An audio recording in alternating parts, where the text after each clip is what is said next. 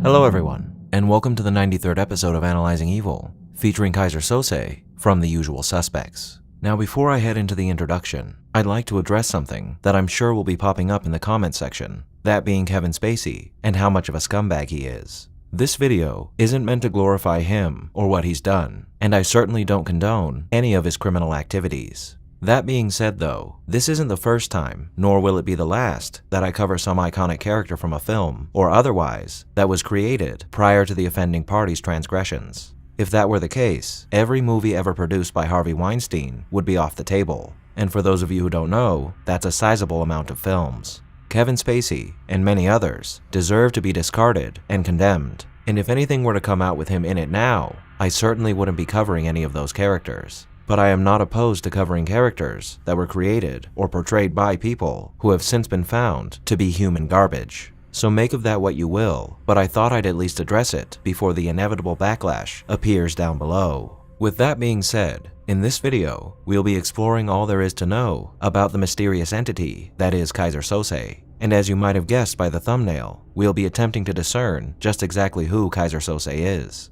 As though it might seem that we're given an answer to that question at the end of this film, part of the fun of this film is the mystery that surrounds it. And we're going to see just how much of that mystery we can dispel by combing through everything that we're given in this story. And of course, exploring all the evil that can be attributed to Kaiser Söze. Before we begin though, let's first talk about our sponsor for this video, Audible. As some of you may already know, I'm a big fan of Audible. Not only do I use Audible to find and listen to new and exciting titles in my free time, but having access to any book I need to read to cover these characters in spoken word form is incredibly helpful, as you can utilize Audible from anywhere and on virtually any device. Their expansive library is host to an unmatched selection of audiobooks and podcasts from any genre you can think of, and Audible also produces their own original content, a portion of which you can access totally free by signing up for their Audible Plus membership package, one that I highly recommend, as not only will you have access to these free choices each month, but you'll also earn a credit each month that you can use towards anything in the Audible library. I've recently listened to the Thrawn trilogy by Timothy Zahn, a series of Star Wars novels I read quite some time ago that are, in my opinion, the greatest expanded universe books ever written. And if you're interested in discovering the origins of the devilish Grand Admiral that is Thrawn, I highly recommend that you give this series a listen. Right now, you can try Audible free for 30 days by going to audible.com/Vile and using the code VILE at checkout, or by texting VILE to 500-500. And as an added bonus, you can enjoy 60% off of your Audible membership for the first 3 months of your service. So go to audible.com/Vile and use the code VILE at checkout, or text VILE to 500-500 to start enjoying some old favorites and pick up some new titles for your library today. Thank you, Audible, for sponsoring this video. Now without further ado, let's begin.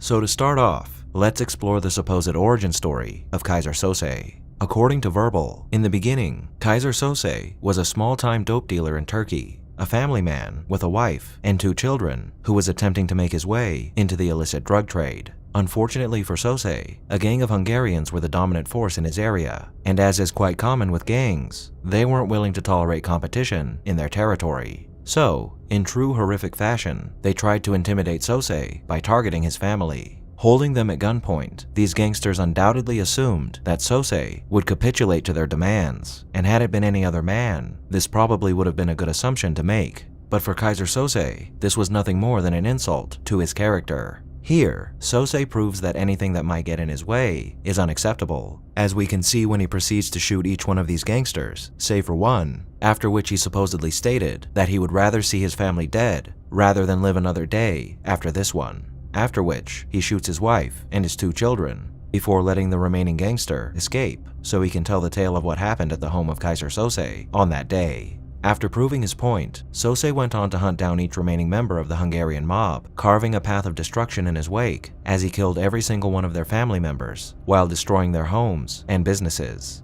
From here, Kaiser Söze would go on to consolidate his position as one of the most enigmatic and dangerous individuals in the global criminal underworld, a man whose name was ever on the minds of any person involved in any sort of criminal trade as the devil incarnate, the man who knows all, sees all, and more importantly, seems to own all.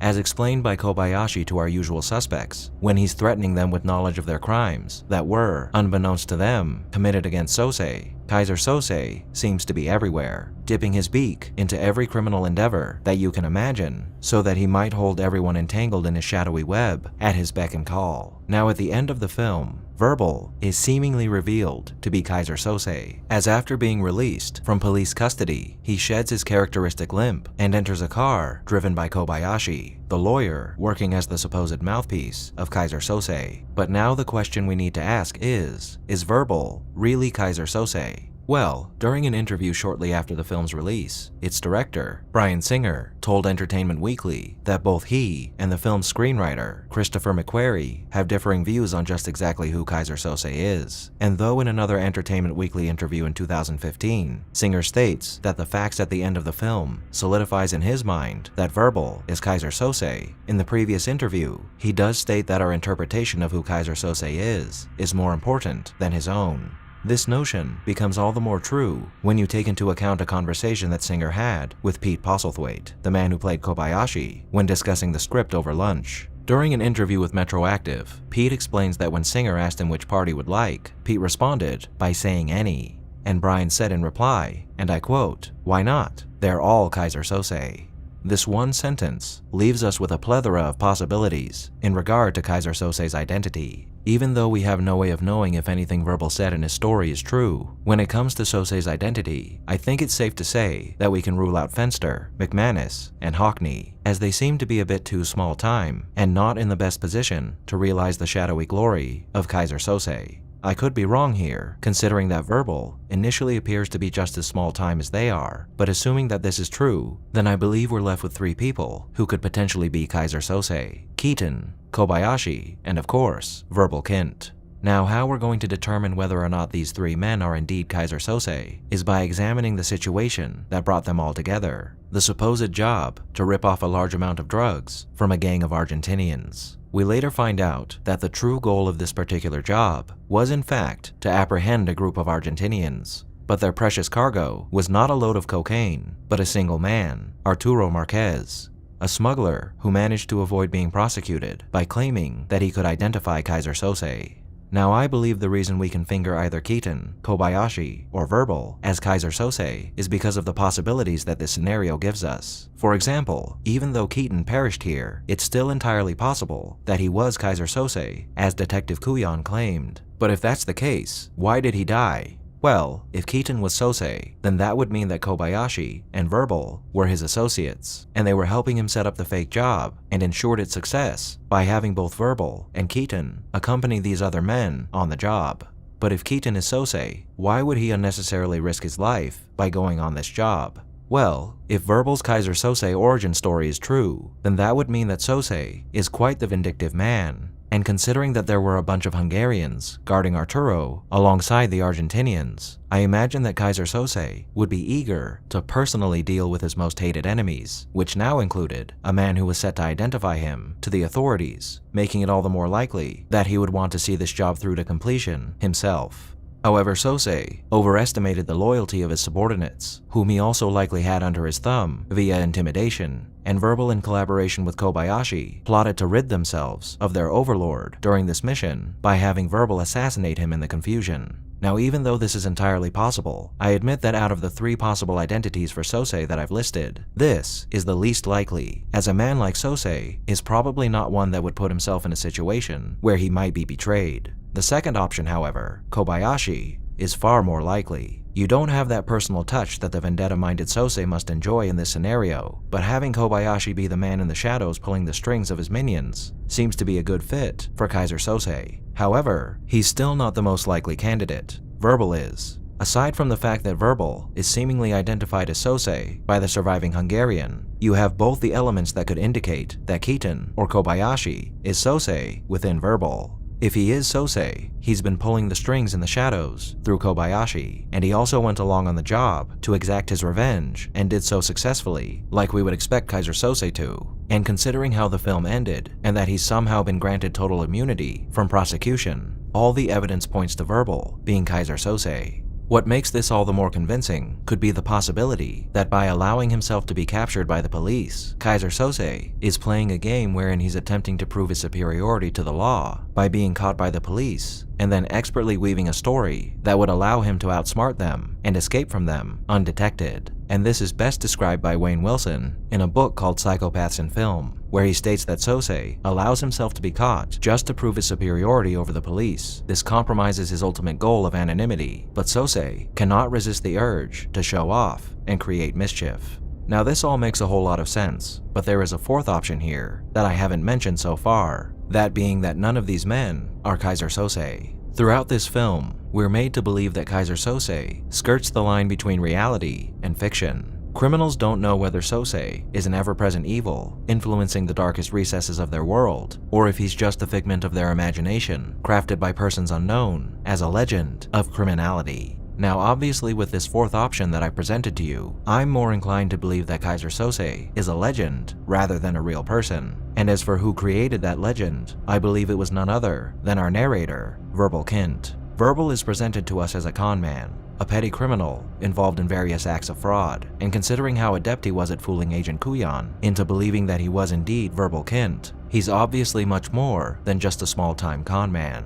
So, with that in mind, I believe there are two options here. The first is that rather than being Kaiser Söze, I believe Verbal, with the help of his lawyer friend Kobayashi, could have crafted Kaiser Söze as the perfect front from which they could conduct their nefarious business. And the need to eliminate Arturo as a man who knew the identity of Kaiser Söze only originates from the fact that if Arturo fingered Verbal, or whoever he assumed Kaiser Söze is, the myth would be dispelled, and Verbal and Kobayashi would immediately lose their trump card. As with the power of a criminal god at their disposal, Kobayashi and Kint managed to work their way up from conning people on the street to orchestrating the sale of arms to countries like Pakistan. And if one of them were imprisoned, or revealed to be a man who doesn't in fact exist, all that they worked for would crumble. Or, and this is my preferred theory, Verbal and Kobayashi are but another pawn in Kaiser Söze's game. Arturo Marquez supposedly had information that could identify Kaiser Söze, and perhaps that's true. However, when he's pleading for his life towards the end of the film, he states to his assassin, who I'm sure was Verbal, that he didn't tell the authorities anything, but he never explicitly states that Verbal is Kaiser Söze in this moment. Now this could be the result of the ambiguity regarding Verbal's story, as again, we have no way of knowing how much of his story is true or false. But even if Verbal isn't Kaiser Söze, I like to think that Arturo assumed that Verbal was when he underwent business dealings with him in some capacity. And whether that was because Verbal was masquerading as Söze during a deal or otherwise, we'll never know. But I still think it's entirely possible that Verbal is either a willing or unwilling representative of Söze and not Söze himself. Further supporting this notion is that as much as someone like Kaiser Söze would love to jump at the chance at eliminating a man who was attempting to incriminate him and a group of his most hated foes at the same time, I believe that a man in Söze's position would be far more likely to sit back and have his cronies fulfill his ambitions now that he'd been afforded such a lofty position. Therefore, Verbal and Kobayashi are probably just two more criminals who might have wronged Söze and are thus indebted to him. Verbal is no more aware of Kaiser Söze's identity than anyone else, and the man in the shadows will ultimately remain just that, a man in the shadows. The only thing that might poke a hole in this theory is the Hungarian captain who survived the assault on the cargo ship and gave Verbal's likeness to a sketch artist when he was told to describe Kaiser Söze. However, just like Arturo assuming that Verbal is Söze, the captain might have done the same because he appeared to be Söze. And how could he not assume that Verbal is Söze when you consider the utter destruction that occurred on that ship? And he likely saw Verbal mowing people down and murdering the man he had been tasked to protect while he was wreathed in agonizing flame. So it's no wonder that he assumed that he was Kaiser Söze. Or he might have known that Verbal was Söze because he was a witness to his rampage in Turkey, which would throw this theory out the window. But as I said in the introduction, that's what's great about this film. Any one of these theories could be the correct one, or none of them could. And I encourage you to let me know down below which one of these options I presented you with seems to be the most likely in your mind. Or better yet, let me know if you have any other theories regarding the identity of Söze, as I'd love to hear what you've all come up with. But regardless of who he is, the evil of Kaiser Söze is readily apparent. No matter who he is or isn't, he seems to be involved in every criminal endeavor you can possibly imagine, and the long list of crimes that can be attributed to the name Kaiser Söze is nothing short of terrifying, even more so when you factor in how much of an enigma he is. One thing that seems to be a constant in this film are the references to the devil, and how Kaiser Söze must be the devil considering how much shadowy power he wields. And perhaps that designation is a component of the theory I mentioned earlier, that Söze is no more real than the boogeyman, a story created by a multitude of criminals that they use to masquerade as a force greater than themselves, the criminal devil incarnate, whose influence can be felt in every corner of the underworld. As described by Lewis Call in an article he wrote for the Journal of Nietzsche Studies, where he's discussing why the police seem so adamant about pursuing Kaiser Söze despite his mythical status, he states, perhaps it's because he represents a terrifying truth, that power is ephemeral and has no basis in reality. As Verbal said when he paraphrased Charles Baudelaire, the greatest trick that the devil ever pulled was convincing the world that he didn't exist. And indeed, that is the enigmatic power of Kaiser Söze.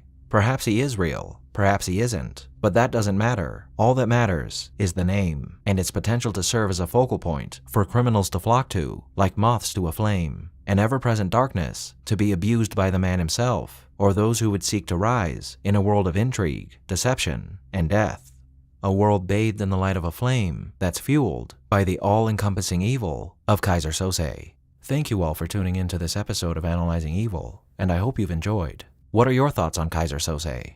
Did I miss anything? Let me know down below, and leave a suggestion for a villain you'd like to see featured while you're at it. If you like this video, hit that thumbs up button, and make sure to subscribe if you haven't already. A big thank you to all of my subscribers, and to my patrons, and a most vile thank you to those whose names you're seeing on screen now.